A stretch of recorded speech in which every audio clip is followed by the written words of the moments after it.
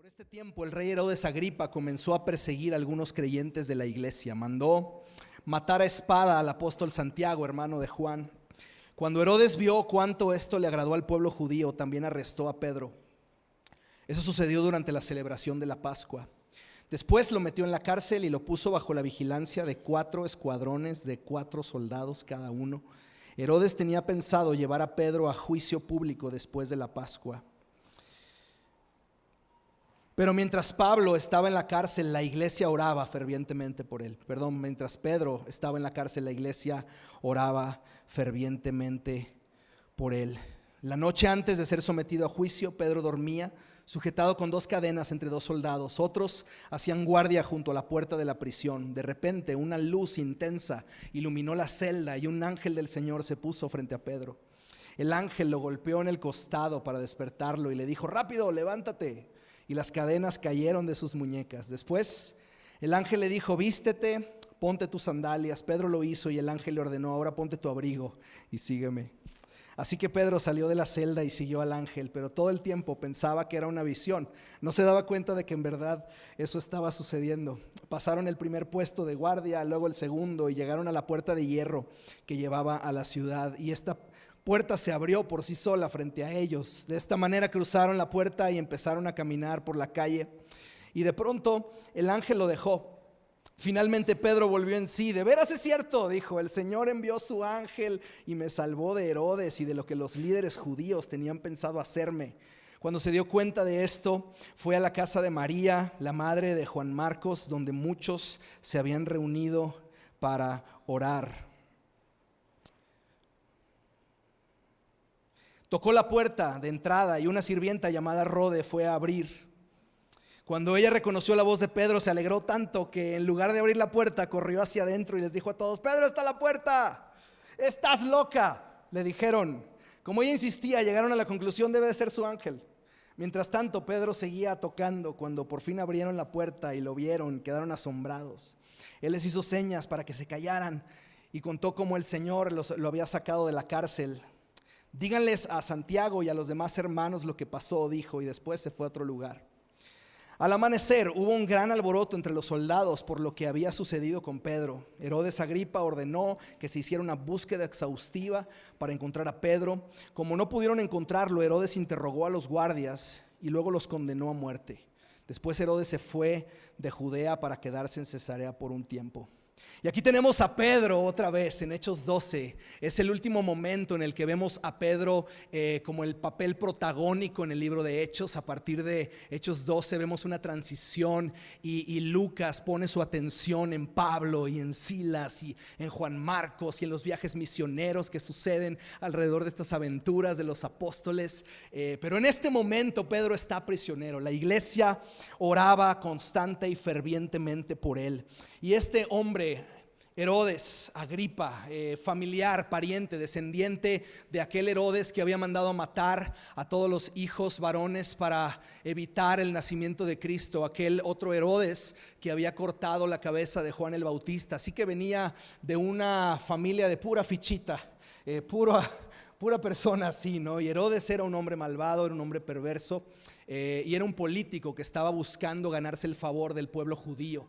Es decir, que en medio de todo esto honró la Pascua, esperando a que terminara la Pascua para entonces matar a Pedro. Y como había visto que al pueblo judío le había gustado que matara a Santiago, al apóstol Santiago, entonces se encontraba preparado y listo para otro golpe mediático, otra publicidad en su vida política: matar ahora a Pedro, el hombre protagónico hasta este momento en el libro de Hechos, este hombre que estaba dirigiendo la iglesia en cierta manera, aunque otro Santiago, el hermano del Señor Jesús, estaba empezando a liderar el movimiento de la iglesia en Jerusalén. Este es otro Santiago diferente a este Santiago que murió, pero la iglesia estaba orando fervientemente. Acababan de perder a uno de los apóstoles más cercanos de Jesús, uno de los 3 cercanos. Eran Juan, era Santiago y era Pedro, aquellos que estuvieron en la transfiguración, aquellos que estuvieron cerca de Cristo.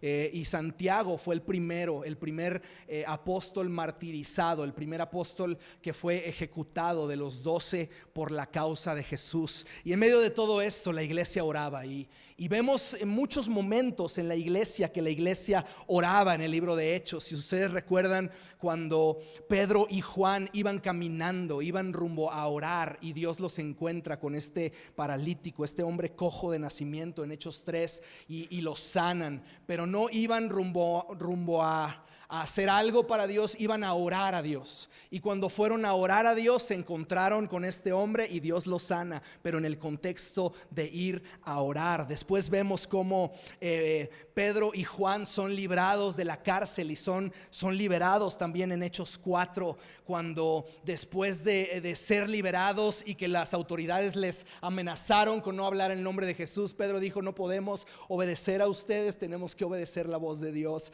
Y siguieron valientemente predicando, fueron a la comunidad de los creyentes, y dice 4:31 que estaban orando, y el lugar donde se encontraban se cimbró, tembló, y todos fueron llenos del Espíritu Santo en otro momento de oración. Fue otro momento de oración cuando Pedro vio la visión de este lienzo descendiendo con comida y fue enviado hacia Cornelio. Fueron las oraciones de Cornelio las que Dios recibió como una ofrenda, como un incienso que subía delante de Dios, y fueron sus oraciones las que Dios vio con agrado. Es decir, la oración, hay algo acerca de la oración en el libro de los Hechos, y hay algo sucediendo en el libro de los Hechos alrededor de una iglesia que ora, alrededor de una familia espiritual que está orando. Y parece en este momento que otra vez los creyentes se encontraban en esta situación difícil. Acababan de ver morir a Santiago, uno de los apóstoles, y estaba encarcelado Pedro.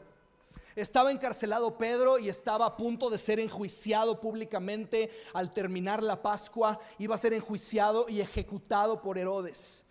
Y vemos a la iglesia orando. Vemos a la iglesia orando en tantas maneras y en tantos momentos del libro de los Hechos. Vemos que es evidente que para la iglesia la oración no era una actividad más, era un estilo de vida, era aquello que hacían de manera natural y de manera constante. Era la vida de la iglesia, era el estilo de vida de la iglesia. La Nueva Versión Internacional dice que oraban constante y fervientemente, apasionadamente y constantemente se mantenían en dependencia de Dios y en oración a Dios. Y en estos momentos estaban ahí presenciando que Pedro estaba en la cárcel, Pedro estaba en prisión, y muchas veces nosotros nos encontramos en situaciones tan complejas como la que se encontraba la iglesia. Y yo no sé tú, pero muchas veces venimos a orar a Dios casi como el último recurso que nos queda en el botiquín. Muchas veces utilizamos frases como esta: pues no queda nada más que orar. ¿Alguna vez has dicho esto? ¿Alguna vez has pensado esto? Casi como si la oración fuese un paliativo o un premio de consolación para aquellas cosas que simplemente ya no puedes controlar.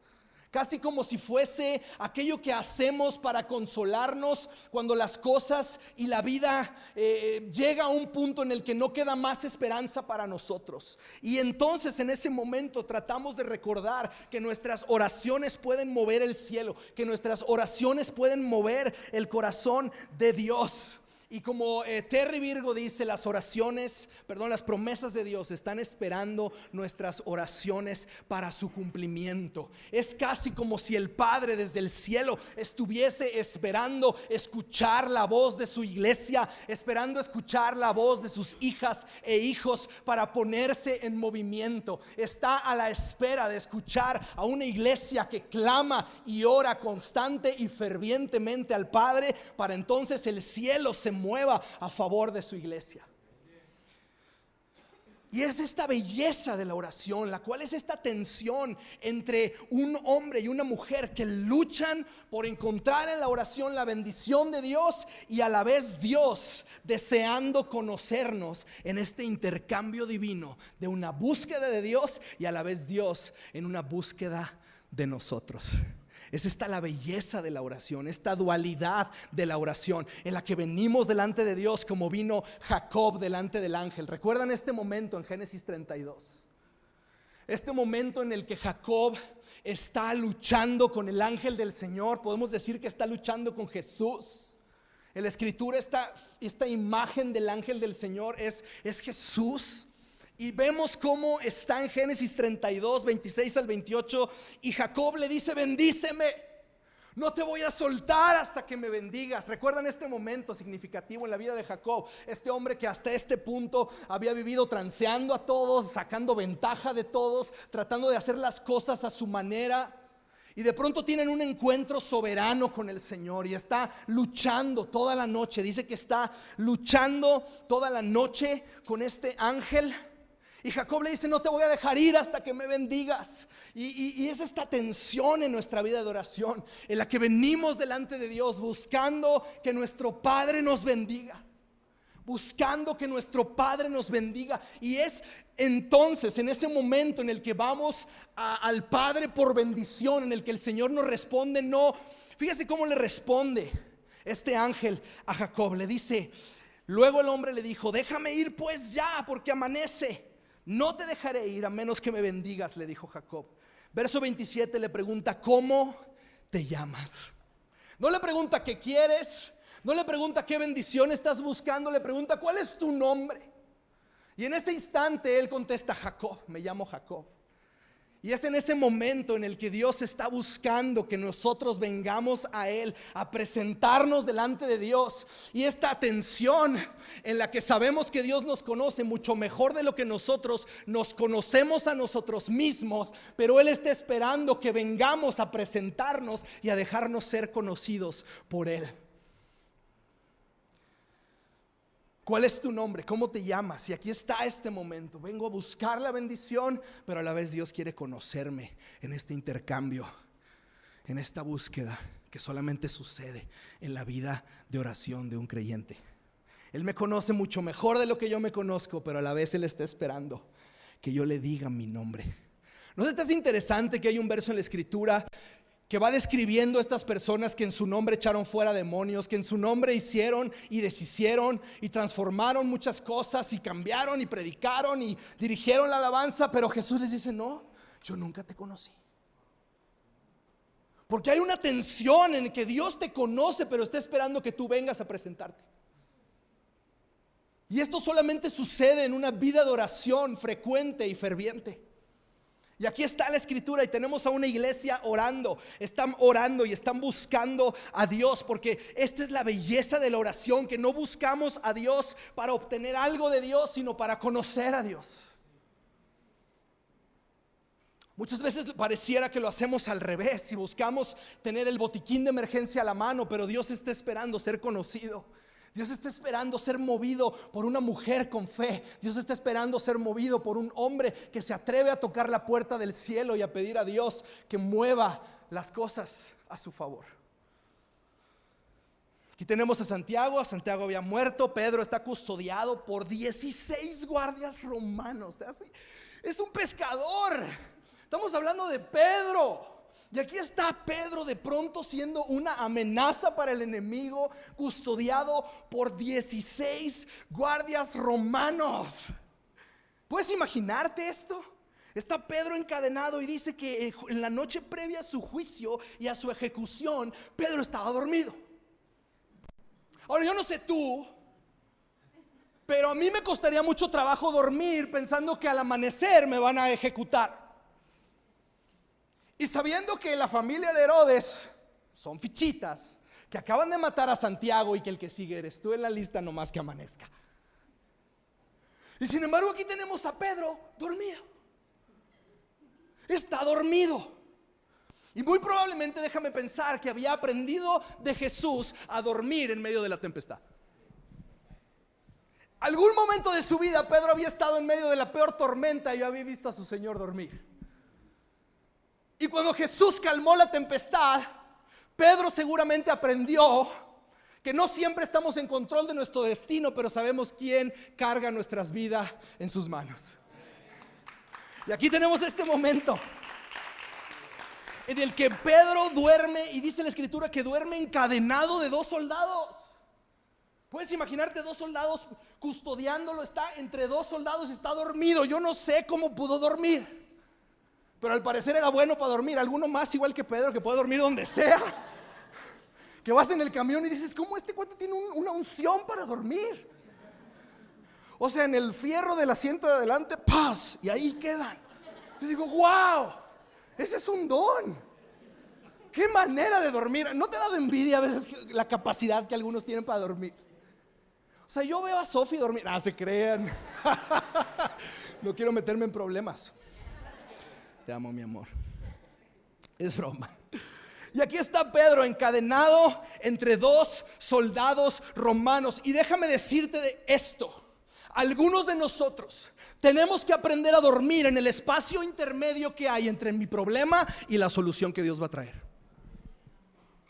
Tenemos que aprender a recordar la soberanía de Dios en medio de mis circunstancias y ser capaces de descansar en que Dios está en control de mi vida de la suficiente manera que yo en medio del problema y la solución puedo estar contento en la espera de Dios. Que la realidad de las cosas es que la mayoría de nuestra vida se va revelando en los momentos grises de la vida, en los momentos que no tengo claridad, ¿no es cierto?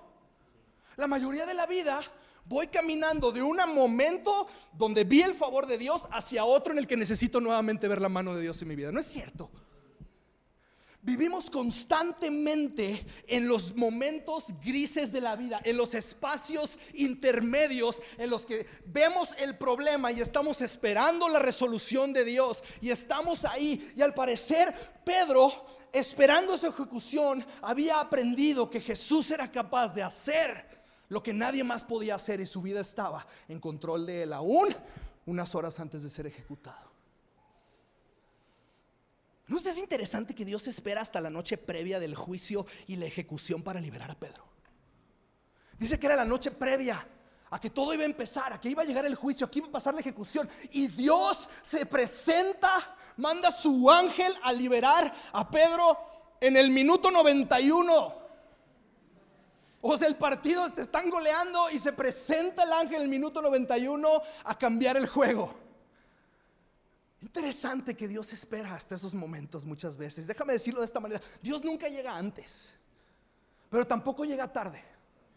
Dios siempre llega en el tiempo perfecto. Fíjate este momento y esta historia. Yo no había leído esto hasta que lo escuché un día predicar. Daniel 10 del 12 al 13. Fíjate esta locura. Yo no sé si tú has pasado por estos versos, pero escucha lo que dicen estos versos. El ángel está hablando con Daniel y le dice, entonces le dijo, no tengas miedo, Daniel. Desde el primer día que comenzaste a orar para recibir entendimiento y a humillarte delante de tu Dios, tu petición fue escuchada en el cielo. He venido en respuesta a tu oración. Pero durante 21 días el espíritu príncipe del reino de Persia me impidió el paso. Entonces vino a ayudarme Miguel, uno de los arcángeles, y lo dejé ahí con el espíritu príncipe del reino de Persia. Es decir, lo que le está diciendo es, Daniel, aquí estoy, 21 días después de que oraste. Perdóname, pero había un trafical en el mundo espiritual. El espíritu y la potestad de Persia estaba resistiéndome. Entonces le hablé a Miguel, oye, ven a ayudarme, atiende a este cuate que tengo que ir con Daniel.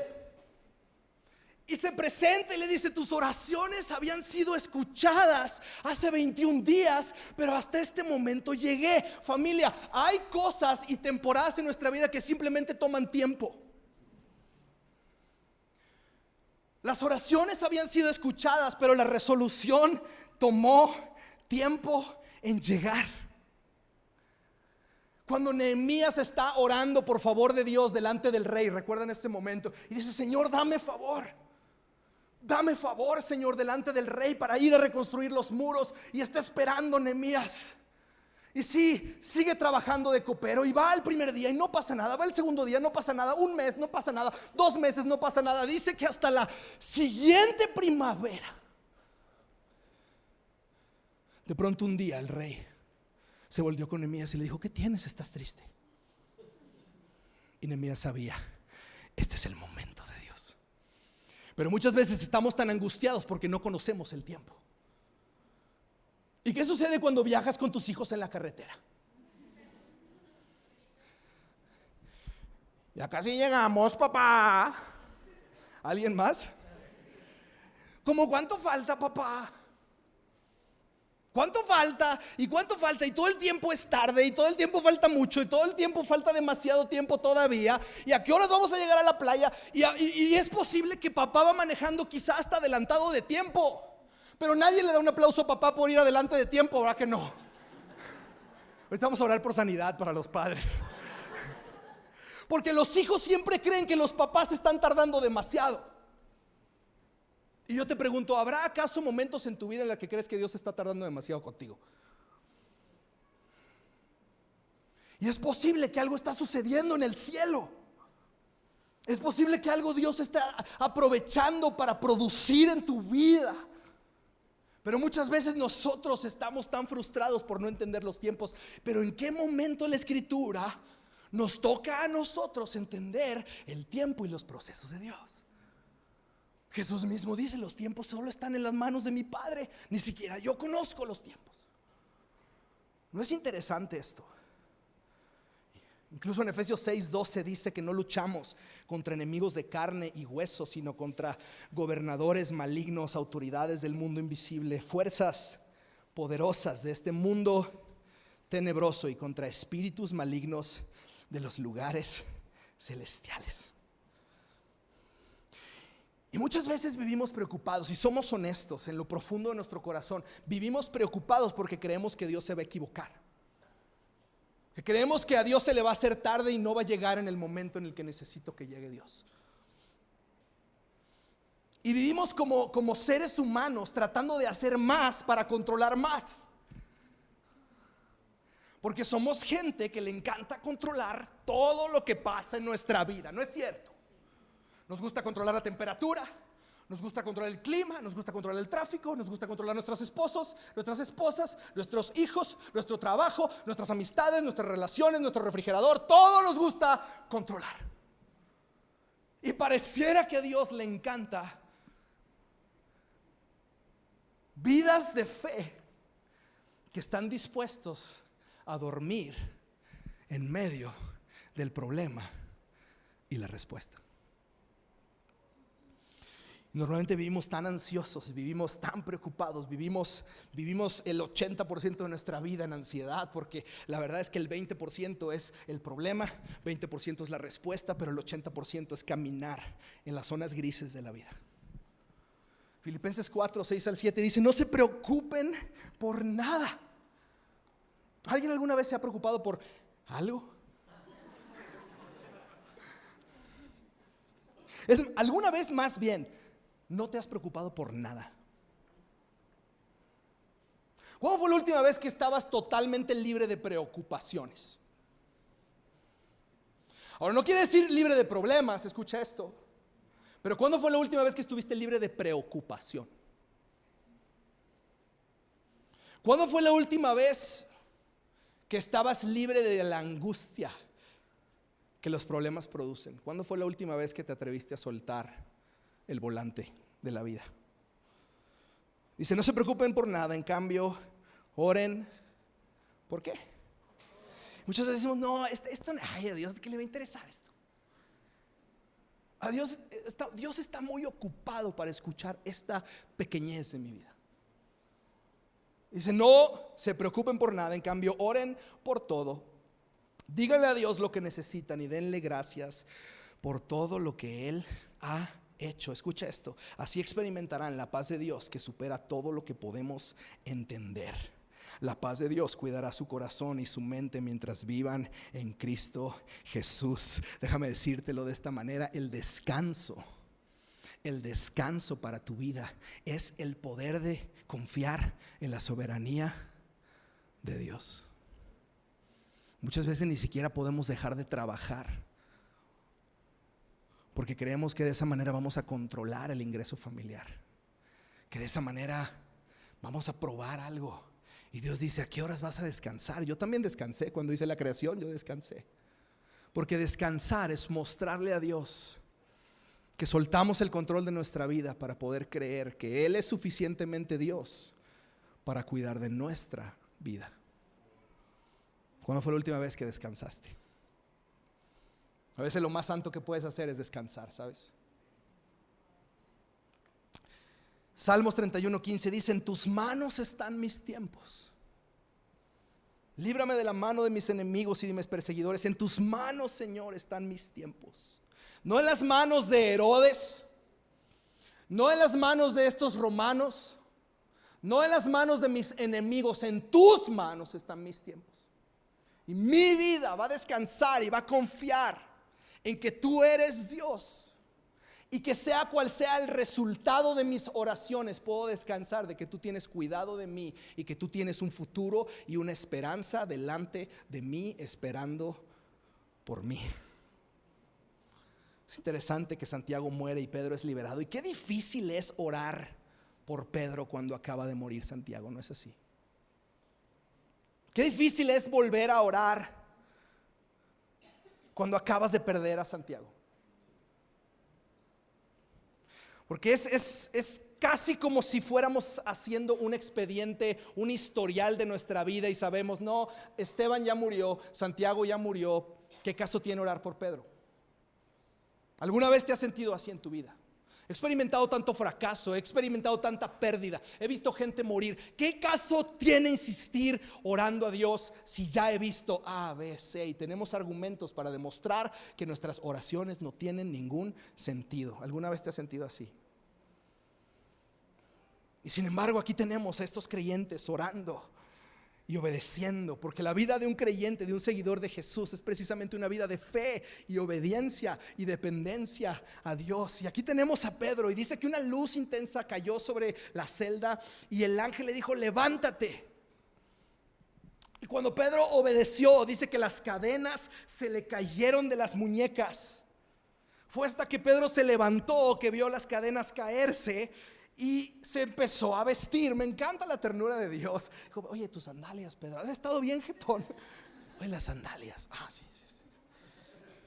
El abrigo, hace frío afuera, ponte el abrigo. Se pone el abrigo. Y es cierto que se requiere fe para vestirte cuando ni siquiera sabes a dónde te están llevando. Y aquí está Pedro vistiéndose. No entiende nada, ni siquiera entiende si está muy dormido o si Dios realmente lo está rescatando. Y muchas veces es así, cuando vamos caminando siguiendo a Dios, no entendemos lo que Dios está haciendo hasta el final, cuando volteamos y vemos y decimos: esto es lo que Dios estaba haciendo. ¿A alguien más le pasa así? Y llega el ángel y encuentra el ángel a Pedro de la misma manera que Dios nos encuentra a nosotros. Es decir, Dios nos encuentra en nuestra prisión, pero no nos saca de ella, nos llama a seguir sus pasos hacia la salida. Y aquí venimos viendo a Pedro, va saliendo. Cuando el ángel lo suelta, de pronto Pedro se voltea y dice: esto es lo que Dios estaba haciendo. Esto es lo que Dios estaba haciendo. Verdaderamente Dios estaba librando mi vida de la prisión. O sea, sí es real.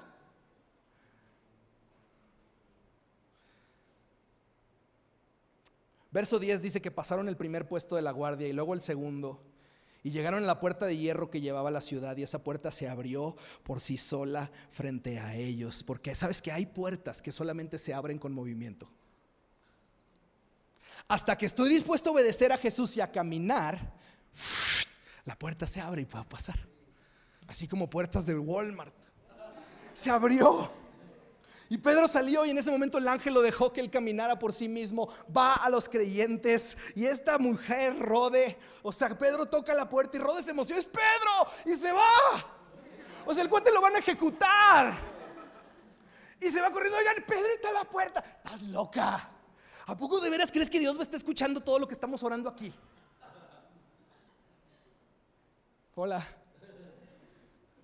¿Alguna vez te has encontrado orando diciendo puras palabras que tu corazón no está creyendo? ¿Alguna vez te has encontrado en la realidad de que estamos repitiendo un montón de cosas que nuestro corazón simplemente no está ni siquiera conectado con lo que estamos diciendo y orando? Déjame decirte que yo creo que es más lo que pensamos y lo que sentimos cuando oramos que lo que decimos cuando oramos. esta mujer se va y dice, no hombre, es un ángel. O sea, es más fácil creer que es un ángel que se parece a Pedro, a que Dios liberó a Pedro de la prisión. Porque muchas veces lo único que nos queda pues es orar. Cuando Dios está diciendo, no, yo te estoy invitando a tocar la puerta del cielo, te estoy invitando a tener un acceso a mi casa, porque yo voy a hacer algo extraordinario, solo siéntate y observa.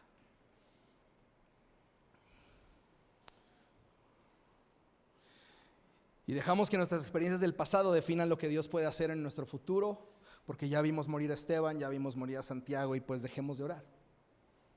Y a lo mejor tú estás en una etapa así de desánimo, de cansancio, de frustración, de creer que Dios ya no puede hacer nada, o de creer que Dios no está haciendo nada, o de creer que Dios ya está tarde en tu reloj, y de acuerdo a lo que tú crees que Dios debe de hacer, y Dios está diciendo, no, voy justo a tiempo.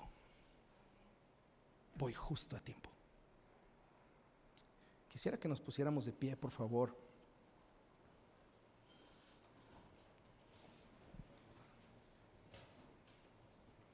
Y quisiera que escuches estos versos y después vamos a honrar al Señor recordándolo con la cena del Señor y orando.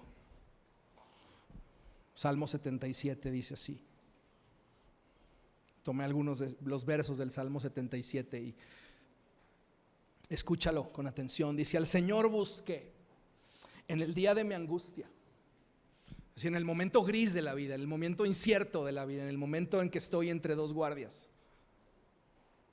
Alzaba a Él mis manos de noche sin descanso y mi alma rehusaba consuelo. Me acordaba de Dios y me conmovía. Me quejaba y desmayaba mi espíritu. Desechará el Señor para siempre y no volverá más a hacernos propicio. Dije, enfermedad mía es esta.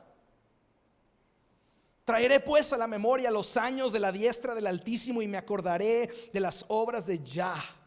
Sí, haré yo memoria de tus maravillas antiguas, meditaré en todas tus obras y hablaré de tus hechos. ¿Sabes qué, familia? Tenemos que empezar a hablar mucho más de lo que Dios ha hecho que del problema en el que estás. Tienes que hablarle a tu alma y a tu espíritu cuando estás en ese día de queja, en ese día de incertidumbre, en ese día de falta de certeza y falta de claridad, que le hables a tu espíritu y dices, no, estás loco por estar pensando así, estás loco por creer que Dios te desechó, enfermedad mía es esta. Traeré a memoria lo que Dios ha hecho, recordaré sus maravillas, recordaré aquellas cosas y aquellos milagros que lo he visto hacer en mi vida, y voy a volver a tomar fe de aunque vi morir a Santiago, Dios todavía puede resucitar y salvar a mi Pedro. Tengo la fe de creer que tú eres poderoso para hacer mucho más abundantemente de lo que puedo pedir o imaginar. Y hoy tenemos la fe de pedirte, Señor,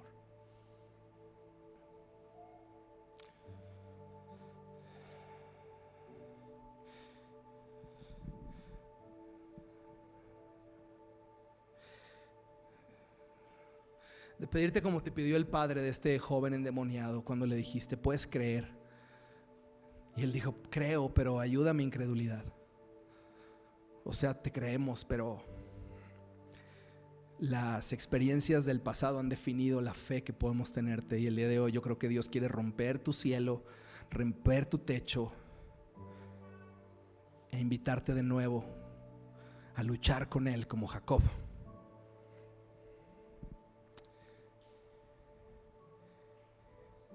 Y si tú estás en una situación así, yo quiero orar por ti. Creo que Dios te quiere consolar, te quiere animar, te quiere dar fe. Si tú estás cargando desánimo hoy en tu vida, yo creo que Dios te quiere ayudar. Si estás pasando por dificultades, yo creo que Dios te quiere el día de hoy abrazar y recordar que Él siempre llega a tiempo. Muchas veces no nos gusta la respuesta de Dios porque puede ser sí, no o espera. Pero si vivimos una vida de dependencia de Dios y Señor, no entiendo, pero confío en ti, el Señor se va a mostrar en tu vida y se va a revelar a tu vida. y se va a mostrar como poderoso gigante que Él es en medio de ti. Quiero orar por ti. Si tú estás pasando por una temporada así, de angustia, por la incertidumbre, por dificultades, quiero orar. Porque eso dice Santiago 5, dice: ¿alguno de ustedes está pasando por dificultades? Que ore. Vamos a orar. ¿Parece bien? Si tú estás en esa situación, así con ojos cerrados, nada más dile: Señor, yo estoy ahí, yo necesito tu ayuda. Yo necesito tu ayuda. ¿Por qué no levantas tu mano? Así. Yo también, Señor, yo la necesito. Tú sabes cuánto la necesito. Padre, te doy gracias por la vida de tus hijas e hijos en esta casa. Te doy gracias porque, Señor, tú no desprecias el corazón sincero. Y el día de hoy estamos aquí delante de ti pidiendo tu ayuda, pidiendo, Señor, que nos llenes otra vez de esperanza, que a los que hemos visto morir a Santiago, que podamos ver salir libre a Pedro, que aunque hemos dejado de creer quizá en la capacidad y en el poder de elevar nuestras oraciones al cielo, el día de hoy nos des una nueva fe para luchar contigo y decir: no me voy a ir hasta que me bendigas. No me voy a ir hasta que me bendigas, Señor. Y confiar que tú deseas, como un papá jugando con sus hijos, ser movido. En la escritura vemos cuántas veces la iglesia y mujeres y hombres con fe han movido tu corazón. Y el día de hoy te pedimos: devuélvenos la fe. Devuélvenos la fe para levantar oraciones al cielo. Y que sean oraciones valientes, oraciones llenas de valentía y de arrojo, porque tenemos un Padre que ama lo crudo de la humanidad y de ser auténtico. Y hoy, Señor, queremos traer estas oraciones delante de ti. Devuélvenos, ayúdanos, ayuda mi fe. Pídele al Señor: ayuda a mi fe, Señor, ayuda a mi fe. Queremos volver a tener una vida constante y ferviente de oración. Ayuda a mi fe, Señor. Cuando las experiencias del pasado me dicen que tú no puedes hacer, quiero elegir amarte. Decir: enfermedad mía es pensar así. Traeré a memoria lo que ya hiciste y creeré que eres bueno. Y que sea lo que sea que decidas de mi futuro, está bien, porque tú eres bueno.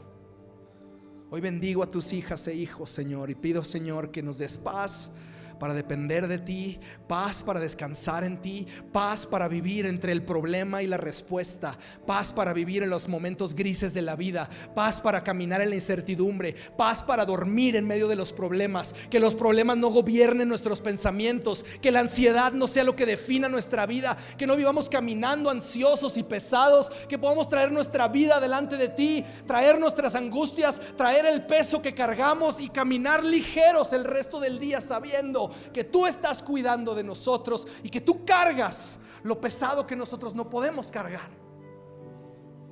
Y te pido que traigas libertad de la ansiedad y libertad del miedo el día de hoy a mis hermanas y hermanos, en el nombre de Jesús, y que podamos descansar en la espera y dormir como Pedro entre dos soldados romanos encadenados, esperando lo que tú vas a hacer en el minuto 91.